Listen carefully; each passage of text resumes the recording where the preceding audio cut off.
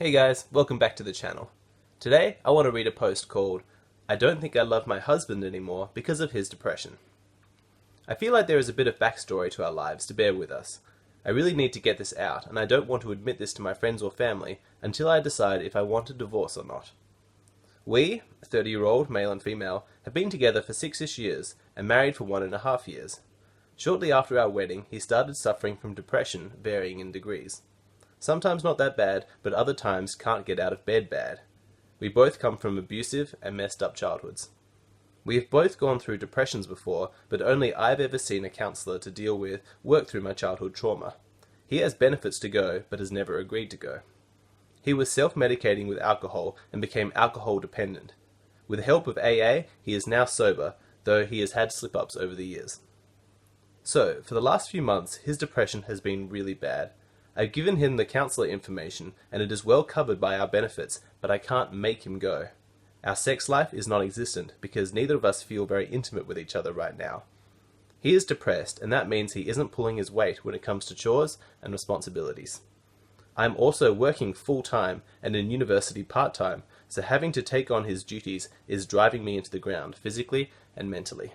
My husband broke down last night and said he was having suicidal thoughts. I dialed our local suicide line and put him on the phone. He was sobbing and talking to them, and I just didn't feel anything. That's when I realized I didn't love him anymore. I feel like a shitty person when thinking about leaving. I did love him immensely, but it feels like that person I loved is already dead, and I'm just stuck with this useless guy in his body. I'm struggling with coming to terms with if he might come back or if I should leave, and guilt over thinking that I could leave. I have put so much work into healing myself from my own scars of abuse, and I look at him just starting his road. I'm not sure I have the strength to travel that with him. Okay, so this one is pretty heavy. It's quite intense. I'll take a short break, and then we'll get into the analysis. So naturally, the most important thing to discuss here is her decision whether or not to leave him, to get that divorce. But I'll save that discussion for the end. Let's start by discussing some of the minor points. I think something needs to be stated from the outset, that in order for us to look at this situation objectively, we need to first begin with a consideration of what role gender is playing in this situation. I know that there will always be some extreme black pill people who will look at this situation and instantly condemn the woman, saying that she took marriage vows to be with him through sickness and health, and the fact that she's considering leaving him is just another sign of female superficiality and shallowness. If you're one of those people, I ask if you would feel compassion if the gender roles were reversed. So imagine that a man was working full-time at a job and studying part-time at a university, and that man had worked hard to overcome his emotional trauma and childhood abuse issues, and he was with a partner who was depressed and not seeking any help about it. I have male friends who have been with women who had depression, and they combined that depression with an extreme sense of entitlement, expecting the man to provide for them emotionally and financially, while they made no effort to change or contribute. In those situations, when I saw how toxic the dynamic was, it was easy for me to support my friend's decision to leave those women. My point is that while there are some ways in which this situation is gender specific, it's also just about two people and their moral obligations to each other. You could make the argument that men are used to being the responsible ones in a relationship, taking care of things financially and emotionally, being the calm and dependable one, and that a man wouldn't consider leaving his wife if she was experiencing a few difficulties. Well, sometimes that's true and sometimes that's not. There are men out there who are extremely loyal and would never leave their wives when things got difficult, but there are also men that would abandon their partners over far less. Every man is different. So is this woman just lazy and entitled and doesn't want to put up with a man who's not actively working to support her needs, or is there more to this situation? Let's start looking at the specifics of their relationship. She mentions that she too has had childhood trauma and depression to work through. And at first glance, it would seem obvious that she would be extremely empathetic to what he's going through because she's had first-hand experience. That's not what's happening though. Even as he's opening up about his feelings, expressing thoughts of suicide and sobbing on the telephone, she says that she feels nothing. She even said that she didn't love him anymore. Now that's pretty heavy, and it sounds like this realization even shocked her. She was surprised by her own lack of feelings. So what's going on here? Where did her love go? Well, if you were to take a hardline red pill perspective, you would say that women only love men so long as the men are providing something for them, and so as soon as he stopped contributing to her life, her feelings of love just faded away. I don't want to completely discount this as a factor.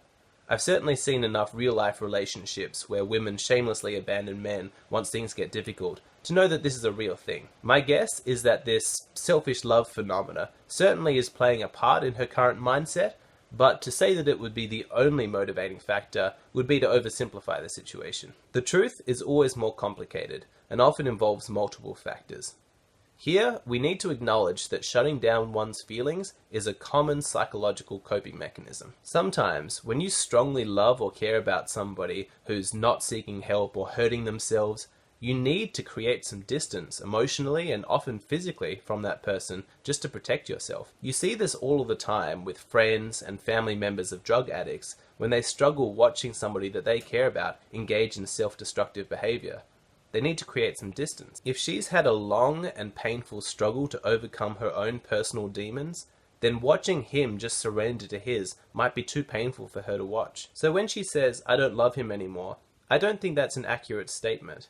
I think that she probably still has very strong feelings for this guy, but has temporarily needed to shut them down because it's been too painful for her to keep those feelings alive. However, from reading her account, it's not obvious to me that this guy doesn't want to receive help. She mentions that he used alcohol to self-medicate, but with the help of Alcoholics Anonymous, he managed to get sober. That's no small feat.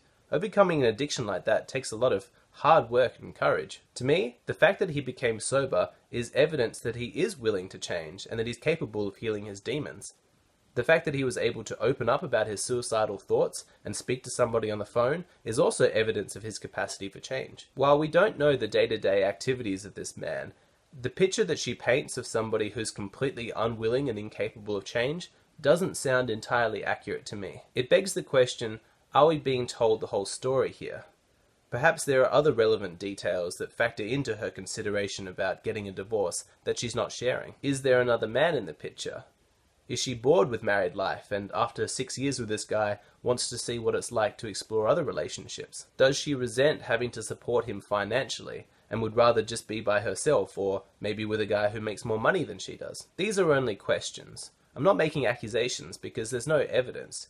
It could well be that the reasons she states for why she's considering a divorce are entirely accurate. However, I think we would be foolish to discount the possibility that there's more going on here.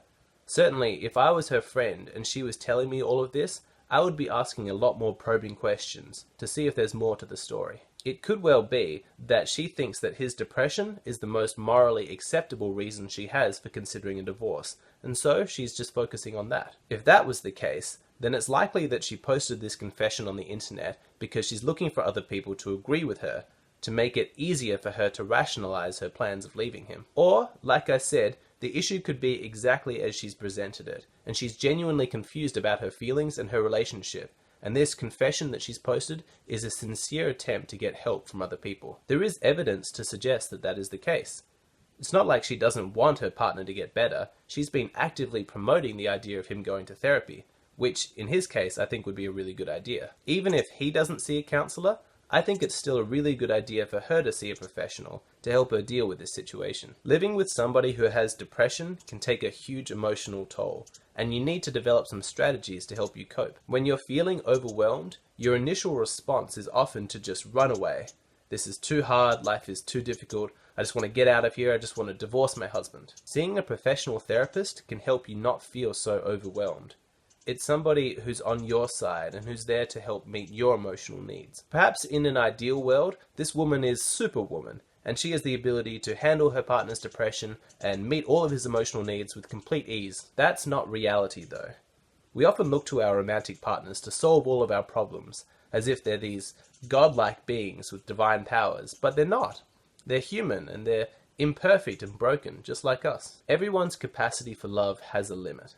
This woman's worked hard to overcome her issues of emotional trauma and childhood abuse. Her grip on inner peace and calm is probably not that solid, and potentially it's quite frightening for her to be around her partner, as she could feel like it's undermining the foundation of her well-being. The harsh truth is that she might not be a psychologically developed enough person to be able to handle this. This doesn't make her evil.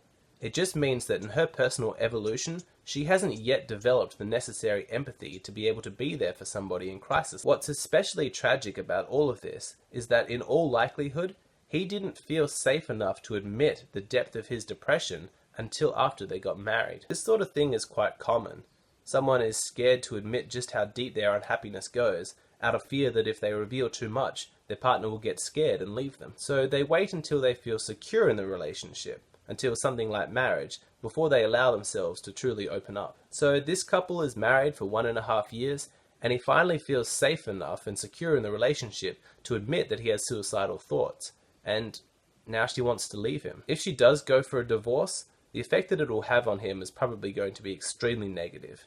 It'll reinforce his beliefs that it's not safe to open up about your feelings, and will further entrench his patterns of denial and repression. What's worse is that if he is actually feeling suicidal, then something like this could tip him over the edge.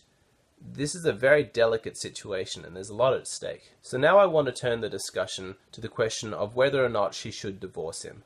There's a lot to talk about there, so I'll take a short break and then we'll get into it. Okay, so he's obviously feeling depressed, but the important question to ask when considering whether or not she's right to seek a divorce is whether or not he's also feeling entitled. Does he feel entitled to her emotional and financial support? Does he feel entitled to not contribute to the household chores and responsibilities? People can experience depression in two very different ways. Some people feel guilty about the impact that their depression has on the people that they love, and so they make every effort to improve themselves, to change, to get out of it, because they don't want to see their depression ruin the lives of the people who care about them. Other people take a much more selfish approach.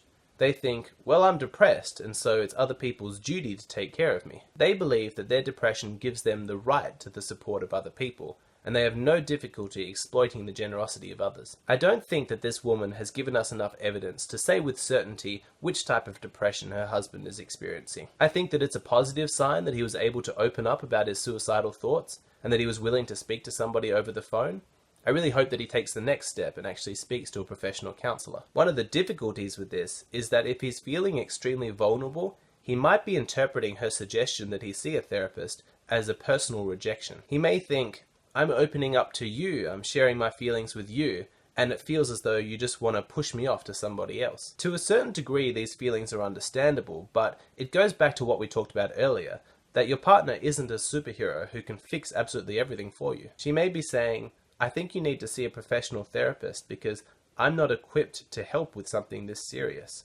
I'm also feeling completely overwhelmed myself. That's totally valid. So now the question is, does he want to change? Is he ready to put in the necessary self-work to overcome his depression, or is that simply beyond his reach at this moment? The harsh truth is that you can't help somebody who isn't ready to help themselves. Just like a drug addict who isn't ready to give up their addiction, if someone isn't ready to confront their childhood trauma, you can't force them. If somebody is willing to get help, then that's fantastic news for your relationship. It will be easier and easier for you to be there for them because you can see genuine progress being made as they're showing the courage and sincerity necessary to overcome these difficult issues. However, if they're not ready to confront their demons, it's probably wise to seek a little bit of distance. It doesn't need to be a divorce, it could be something more like a trial separation. She could make it clear that she's ready and available to be there for him the moment that he decides that he's ready to seek help. But that in the meantime, if she was to help him just prop up his patterns of avoidance and repression, it's not healthy for either of them. In fact, it's codependence. Perhaps even just admitting to herself how difficult this has all been for her will help her come to terms with her own feelings and relieve some of that pressure. On top of that, if she's honest with him, then hearing how his actions have been impacting her might inspire him to start making some changes. Like with interventions with addicts, if you sit down with somebody and explain to them in detail how their behavior has been impacting on you, if they're a generally quite empathetic person, it will get through and it'll inspire them to seek help. So there you have it. There are no easy answers in a situation like this.